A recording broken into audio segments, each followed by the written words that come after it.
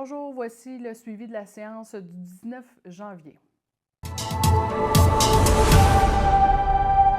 Concernant l'administration et les ressources humaines, nous avons procédé à la création d'un poste de préposé des services généraux et du fait même modifié l'organigramme.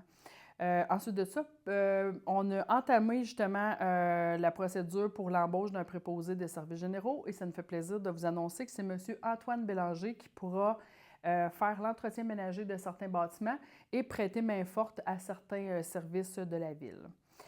Nous avons également procédé à l'embauche d'un directeur des travaux publics, soit M. Martin Lamarche. Donc, on en profite pour souligner l'embauche des 2 employés et leur souhaiter longue vie à la ville de Sainte-Terre.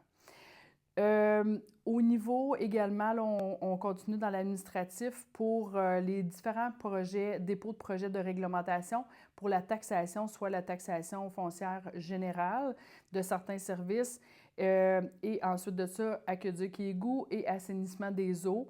Vous le savez, on est dans le budget 2026, donc on doit procéder à l'avis de motion et dépôt de ces différents projets de règlement.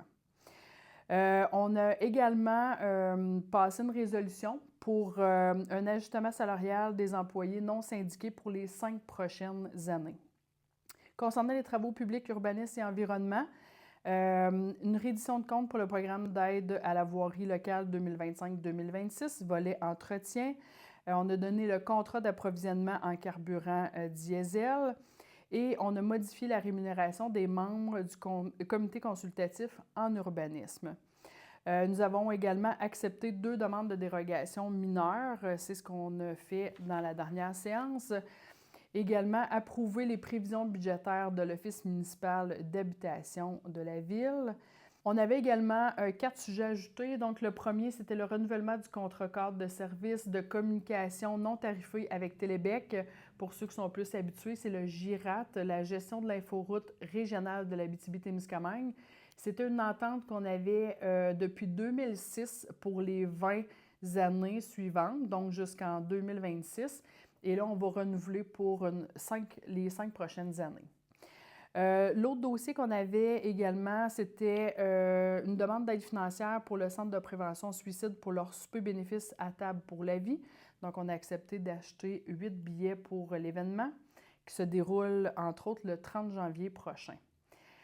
Ensuite de ça, une demande d'aide financière pour le Centre de services scolaires de l'Orée-des-Bois. Chaque année, on participe au gala de reconnaissance pour la formation générale des adultes. Donc, on sera partenaire encore cette année pour cet événement pour souligner, dans le fond, la réussite éducative des élèves pour la formation générale des adultes. Et le dernier point qu'on avait, c'était une aide financière pour la ressource personnes handicapées de l'Abitibi-Témiscamingue, que c'est leur 29e là, Téléthon, campagne de financement cette année. Ça nous fait plaisir de pouvoir participer à cet événement-là. Ça faisait le tour de la séance, mais avant de vous quitter, je voulais en profiter pour dire qu'on a organisé une soirée pour la consultation citoyenne pour le culturel.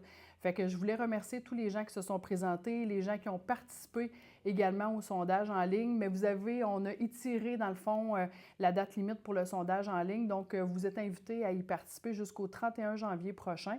Ça va nous aider à mieux planifier selon les besoins de la population en culture à Sainte-Terre. Fait qu'on vous invite à pouvoir le remplir en ligne. C'est très court, très facile à remplir et ça se fait de façon très rapide. Je tiens également à vous informer qu'il y aura une deuxième vidéo parce qu'hier, on a tenu notre séance extraordinaire pour l'adoption de notre budget 2026. Donc, on vous explique tout le contenu dans une deuxième vidéo. Et je vous dis pour la prochaine séance du Conseil, elle aura lieu le 2 février prochain. Au plaisir!